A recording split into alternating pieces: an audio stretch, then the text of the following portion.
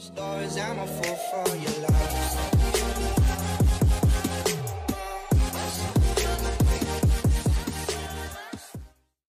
Hey everybody, Rock here.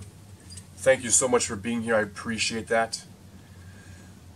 Last time we talked about how my father had assaulted one of my friends, and how I was so angry at the fact that not only was he hurting my friend, or hurting me I should say, but now he was hurting my friend. And not only that, but that I did not feel that special connection I had with him, knowing that this wasn't our little thing anymore. It was bigger than that. Later on I will discuss how big it was actually. So this is around Christmas time. My father, again, like I said, I'm woken up that night, and he's doing to my friend what he's doing to me. I'm mad. We have an altercation, not a physical one, it was just verbal. He went upstairs, and after my friend and I sat in my bed, and we talked. Because my friend, he was kind of shooken up by all that. It's the first time he saw my dad do something like that, right? First time I saw my dad do something like that to somebody else. So my friend asked me, he's like, I'm paraphrasing, but he was like, well, that was weird. I'm like, well, welcome to my world. And he's like, well, what do you mean? I'm like, this happens to me like every night. That's the first time I'd ever told anybody. He was the first person I confided in my deepest, darkest secret. The one that created social anxiety, the one that had me on the verge of suicide, the one that had me instill in me a deep foundation of hatred towards myself and anger that I still have. It still resonates, or not resonates, but still permeates. It's still within me. I can feel it.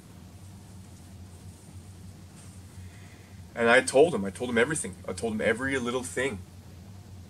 And he was like, wow, okay. I never told him not to tell anybody. I just told him, we went to bed, we woke up in the morning, my father was already gone, my friends went home, did whatever. And I guess about a week and a half later, I am woken up in the morning from my mother. I had another friend sleep over, different friend. And she's like, wake up. I'm like, what do you mean? Why? What? You're sleeping half awake. She's like, your father's been arrested. I'm like, what do you mean?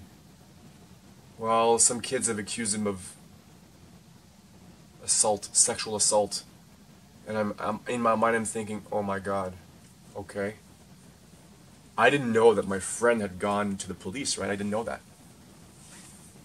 Later on, my friend would explain to me that he not only was having nightmares about it, but that he also feared for me and my safety, which is why he went to the police. And if you're watching, thank you. I appreciate that. You saved my life. So my father's arrested. Now the OPP want to, because it can't be interviewed by Sturgeon Falls police, as my father was a police officer, they have to go external. And then my mother's like, they want to question you. Why do they want to question you?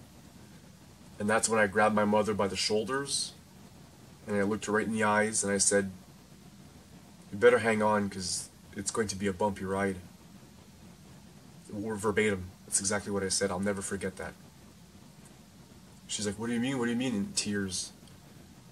I'm like, you'll know. You'll find out. I don't want to talk about it now, but you'll find out. So I go to the OPP station, they take my full statement, and they have my best interest at heart. We want to help you, and we want to help your father. He's sick. We want to help him, is what they said. But they also have an agenda. They want to put him in jail, right, for doing what he did, and I get that. And on top of that, he's a police officer, so it's quite a big arrest to arrest a police officer and have it go public, right? And public, it went. So imagine being, your father's known by the whole community. You're known by the whole community. When you walk around, you're known by the whole community. And the news hits that your father's been arrested for sexual assault. And during that time, we were still within that school break. We're still within the holidays. I think it was like January 2nd or 3rd or something like that. We still had another 4 or 5 days before we went back to school. My mother wanted to pull me from school, pull us from school, so I gave my statement. Sorry if I'm backpedaling here with the stories, but as I'm telling you the story, more details are coming up. I think that some of the details are super important to give you context of what happens when it goes public. What happens when the family finds out? And specifically towards my brother. As far as I know, my brother has never been abused by my father. But when it came out, and I gave my statement, and I went back home, and my mother came back home with like a version of my statement, she was in tears. She hugged me. She says, "I'm so sorry." I don't know exactly what she said. I was in it was like I was in a tornado of emotion. I didn't know what to feel. And my brother wouldn't get close. And my mother's like, why are you distant? Come closer. And he was like, I don't believe it's happening. I don't believe this is true. You're lying. My brother thought that I was lying. My brother thought that the others were also lying. And that has left a lasting impression, I think, or a wedge maybe between my brother and I. We're still close, but not as close as I'd like to be. Whether that wedge is there or not, maybe it's just my own fabrication. It's my own reality is what it is, right? And he didn't believe me. And which is fine. That's fine. I've made peace with that, to be honest, even though I say that I think it's left a wedge. I think what has also left a wedge between my brother and I is the fact that he did not get abused, and I did. So maybe subconsciously there's a feeling of, well, why you and not me? Why did I abuse? Didn't Dad love me too? There's that too, and as twisted as that sounds, even as it's coming out of my mouth, that's what happens. That's what happens when there's abuse, sexual abuse, physical abuse. That's what happens. Even jealousy amongst siblings for not being abused, as twisted as that may sound, is still a reality. So, luckily for us and the other accusers, which I later on found out that not only did my father assault my friend who was next to me, but also assaulted the other two friends that were in the other room, which I did not know. So this was all unraveling in front of me as I'm contributing to this unraveling of the story. And luckily for us, I think my father chose to plead guilty. He did not choose to plead innocent. He pled guilty, which meant that we did not have to go testify in court, which was good, I think. Plus, it also reduced his sentence. When you plead guilty right off the bat, I think the judges are a bit more lenient given his history and his good deeds. They took all that into consideration. Had he gone to court to fight it, and we would have all testified against him and proven him wrong, they would have thrown the book at him, right?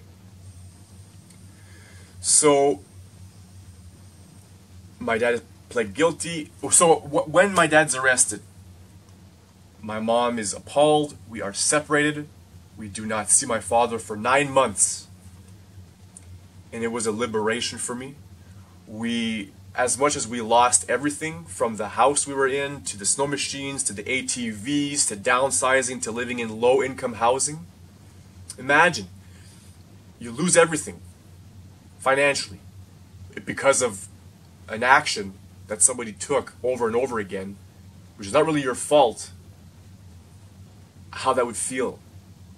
I mean, it's bad enough to lose the shirt off your back due to a poor economy, but losing the shirt off your back because you've been